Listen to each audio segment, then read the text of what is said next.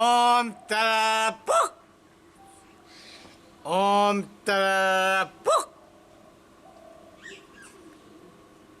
ढेर दिन हो गए कोई जजमान उजमान नहीं के फंसता पंडित जी। हे भगवान कोई जजमान भेजे कैसे जीवन पार लगी है भगवान।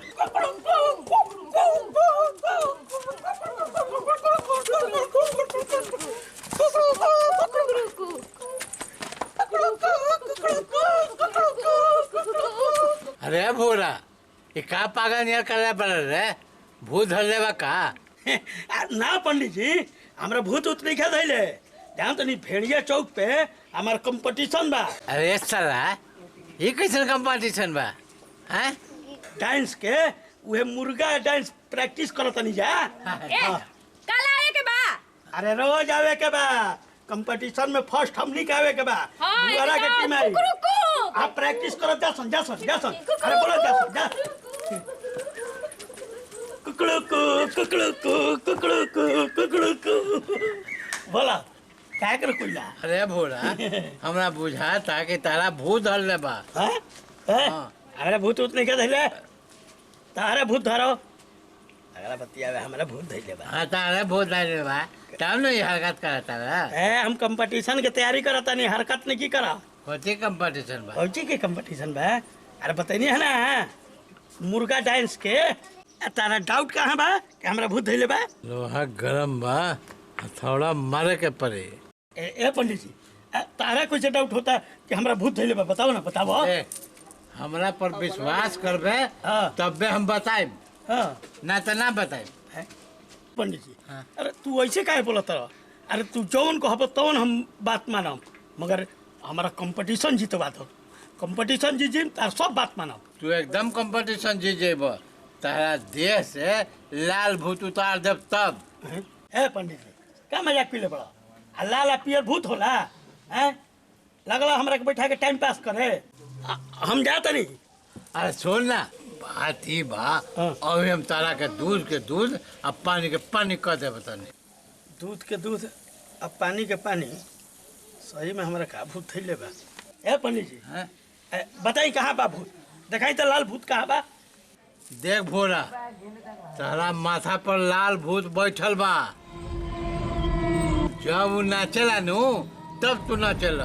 अरे एगो बात बता जब घुंघरू पहन के कोई डांस करेला तो घुंघरू बजेला कि ना बजेला। हाँ बजेला तब आ कोई पायल पहन के नाचेला तो पायल बजेला कि ना बजेला। बजेला तब तो एकर मतलब का भइल पंडित जी। जब तू मुर्गा डांस करत रहे तो मुर्गा के आवाज कहाँ आये ना। ठीक कहत नहीं पंडित जी जब हम मुर्गा के डांस करत रही तो मुर्गा के आवाज ना आवत रहे। मुर्गा के आवाज यही से ना आवत रहे कि तारा के लाल भूत धर ले बा तो तू ना जीतबे कंपटीशन। अरे पंडित जी कुछ करा लाल भूत भगावा मगर कंपटीशन हमरा के जितावा तार गुड़ पड़ता नहीं। अब आया ऊंट पहाड़ के नीचे। कुछ करो पंडित जी बिना दान दक्षिणा के भूत भागेला भोला। ना तो हम दान दक्षिणा सब देम तारा के हमार भूत भगा दो कंपटीशन जिता दो। है दक्षिणा निकाल सोचत का बारे। पंडित जी अभी देते नहीं रुको दे लो हमार भूत भगा दो जल्दी से भगाओ।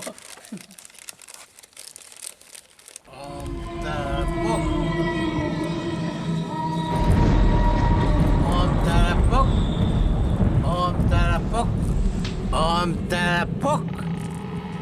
तरपुक।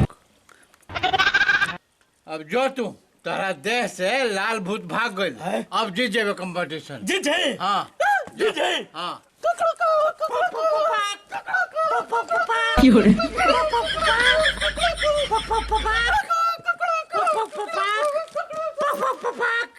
हे भगवान बताओ ये चौक पर कंपटीशन बा गोड़ में चोट लागल बुझाता कि कंपटीशन ना जीतब का रे दादा। का पंडित जी गोड़ लागत नहीं खुश रहा। सुना का सुनी बड़ी गोड़ में दर्द हो गई बा।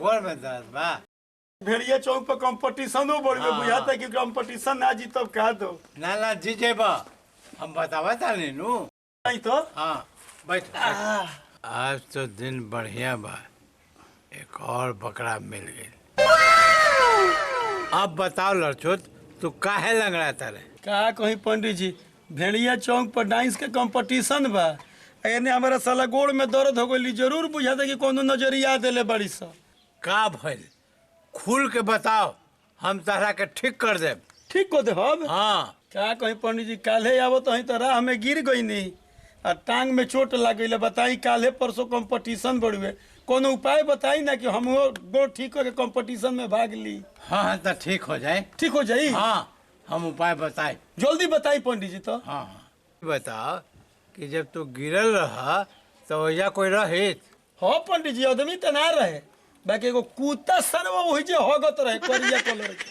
वो जो कुत्ता रहे वो लंगड़ात रहे हो पंडित जी कैसे जान गए एकदम साला लंगड़त रहे कुकुर सुन लड़ छुटवा तहरा के लंगड़ा कुत्ता का भूत धैले बा लंगड़ा कुत्ता के भूत हाँ ए पंडित जी कैसे भूत उतारी तो जल्दी उतार देना अब तहरा के लंगड़ा कुत्ता के भूत उतारब तहरा के भभूत लगा के जल्दी लगाई है पंडित जी जल्दी लगाई लाओ।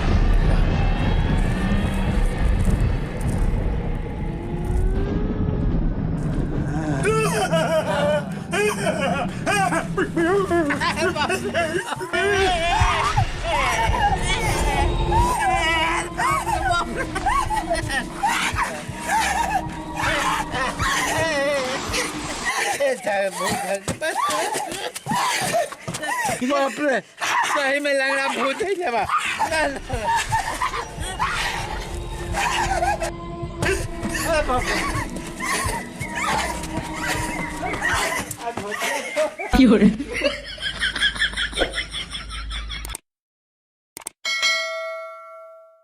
नमस्ते प्रणाम रुआ सब कैसन बन जाओ उम्मीद करब के बहुत अच्छा कम जा तो अगर वीडियो अच्छा लागल होई तो लाइक करब अगर ओकरो से बेसी अच्छा लागल होई तो सब्सक्राइब करब और ढेर सारा कमेंट करब जो हम सब कोई के नाम बा तो सब जानते बानी जा प्रणाम।